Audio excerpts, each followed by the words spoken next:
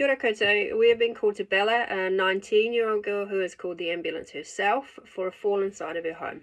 She details what feels like a broken ankle and a sore head from hitting it when she fell.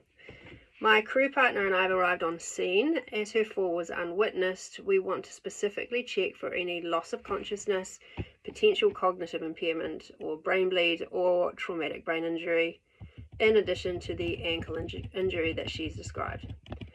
In the initial stages of talking with Bella, we've assumed competency as per Part 1 of Section 5 of the Protection of Personal Rights Act.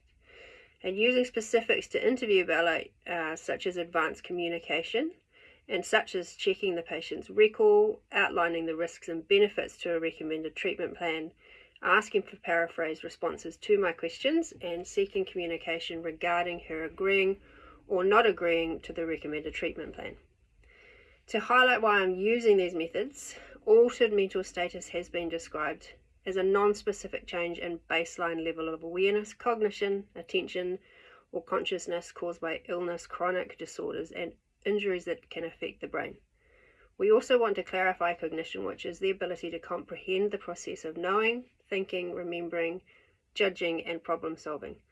We must have surety around our patient's ability to do these things in the immediate context of the medical event that she is suffering. To conclude Bella is not suffering from an altered mental status or a lack of cognition, we'll look for 4 specific points. Is she able to understand the information we're giving her? Is she retaining that information? Can she weigh up or retain the information? And is she able to communicate with the applied information around the choice that she's making? So my crew partner and I have arrived. Hi Bella, I'm Nick. This is Hugh. We're going to look after you. Can you tell me what happened, please? I tripped over my fat cat and hit my head on the floor. I think I twisted my ankle too. It hurts really bad. I can't get up. Okay, you're a fat cat. All right, let's start by making sure you're safe. Are you having any trouble breathing or any chest pain? Nah, just my head and my ankle. Okay, Bella, Hugh's going to have a wee look at your ankle injury, and I'm going to ask you a few questions just to give us an idea of that knock to the head and any potential injury that you might be suffering from around that, rather. Is that okay? Yep. Okay, can you tell me your full name, please? Bella Hood. All right, and what day of the week is it, Bella? Sunday, no work. Okay, can you tell me where we are right now? At home, stuck in the living room because I can't move. Okay, all right. You seem to have a good grasp of your surroundings. Perfect. You're answering clearly, and that's a really good sign.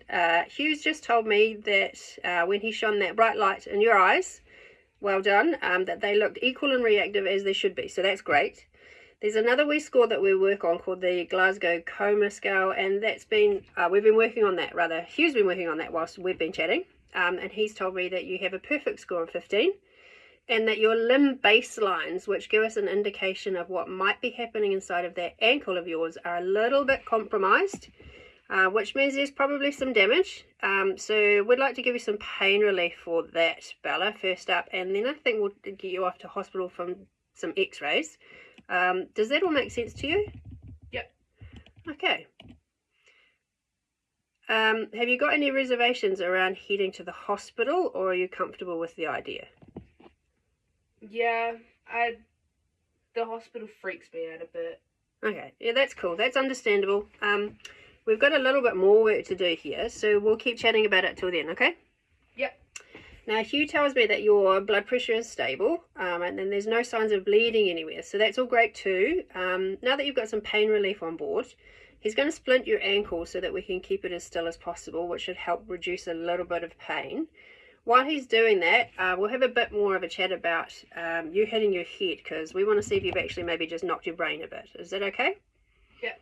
All right, cool. Can you remember these 3 words for me? And then I'm going to ask you to tell me them later. Hippopotamus, sea lion, and brooch. Yep. Okay, hang on to those for a wee minute. What I would really like you to do, now that you've remembered those words, do you have any points from when it all happened to now that you can't recall? Can you kind of just run me through what you can remember? No, I remember stepping backwards in a with a sandwich in my hand, then losing my balance. The cat screeched, then I fell, smacked my head, felt wicked pain in my ankle. My phone fell out of my pocket, but I could still reach to call you because no one's going to be home for ages. The cat's still walking around like nothing's wrong. What a jerk. Okay, well, we've got some options we can run you through. Option 1, we take you to hospital to have a look at your ankle and have a wee scan of your head. Option 2, stay home. But as there's no one home and you can't walk, that comes with risks. That ankle is going to get more painful. Option 3, pain relief and splinting, which we've done, or Hugh's doing right now, and you follow up with your GP or an aftercare centre really quite urgently. Do you understand those 3 options? Yeah. Okay. It's a lot to take in, and you're in pain, which doesn't help, but I want to make sure you understand everything. Can you please tell me, Bella, in your own words, what you've understood the situation to be, and especially the decision that you've made around the options that I've outlined? I understand the hospital is needed for my ankle. A scan may be to see if I've hurt my brain, and that you guys could take me now or see an aftercare place, and they'll tell me to go to hospital too. That will take longer though. Yeah, it won't be as quick rather as us taking you now. Would you like us to do that? Is that what you're sort of telling me your preferred option is? Yeah. Okay, cool. That's easy. And we'll stay with you till you're safely stashed with the people that can do more for you than what we can. Just one more thing, Bella. Can you please tell me what those 3 words were?